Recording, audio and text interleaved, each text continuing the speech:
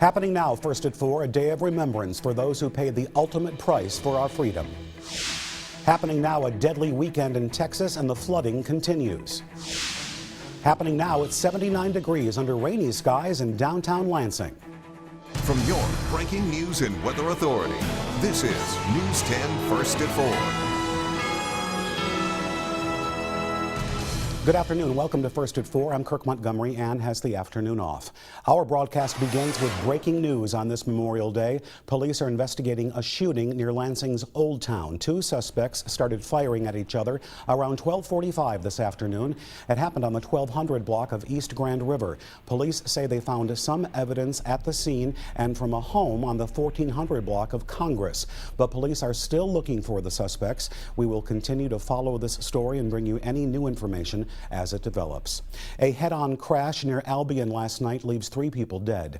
The Calhoun County Sheriff's Office says a 16-year-old boy was driving an eastbound SUV on I-94 when it crossed the median and slammed head-on into another car. The 3 people who died were a 16-year-old passenger. He was from Albion. A 74-year-old woman from Jackson also died, and so did a 77-year-old woman from Columbus, Ohio. The head-on crash also sent 4 other people to the hospital. 3 of them were teens from Albion. One is a 16-year-old boy, 2 are 15-year-old girls. The 4th is a 57-year-old man from Jackson. The cause of the crash is still being investigated. The trial begins tomorrow for John C. Kelsey II. He is the man charged with leading Ingham County Deputy Grant Whitaker on a high-speed chase that ended in his death.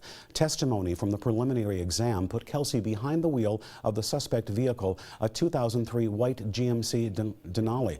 A couple who had been at the bar says Kelsey was there at the night incident, say they saw the suspect vehicle in the parking lot and then again when it sped past them on their way home. How does he pass you? Very high rate of speed, continued at a high rate of speed until I could not see the taillights anymore. Police say speed was a factor in that crash. Throughout the chase, Deputy Whitaker was driving 110 miles per hour. The suspect vehicle is still missing. If convicted, Kelsey could face up to life in prison. Police consider him a habitual offender based on a criminal record that dates back to the year 2000. A papier-mâché helicopter float in the Leslie Memorial Day Parade wowed the small town today. The 18-foot replica of a Vietnam-era Army helicopter took 6 months to make. Nicola Snowden Johnson tells News 10 an inside-out umbrella was her first inspiration when she realized it looked like helicopter propellers. But making the float was harder work than she bargained for.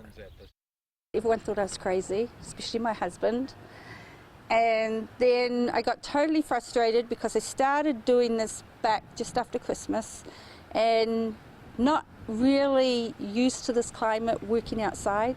I was having lots of problems with my papier-mâché, trying to get everything to stick, so I ended up bringing it inside, much to the dislike of the family.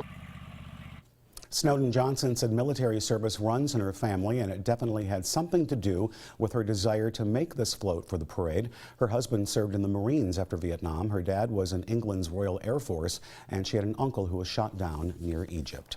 Dozens honored the fallen in Meridian Township today at the Glendale Cemetery. In front, veterans, family members, and first responders. They sang in honor of those who fought for their freedom. This is the 21st year Meridian Township has held its Memorial Day service. They say it's important to remember those who lost their life serving this country.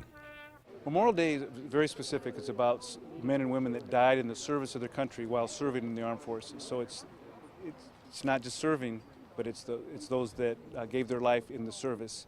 So I believe that's what we should remember today. Coming up on News 10 at 5 o'clock, what a World War II veteran had to say today about the ceremony, plus more on the history of Memorial Day. Covering America, first at 4, more people are missing in Texas after that region got slammed by severe weather, and the rain is not finished. Polo Sandoval has more on the flooding.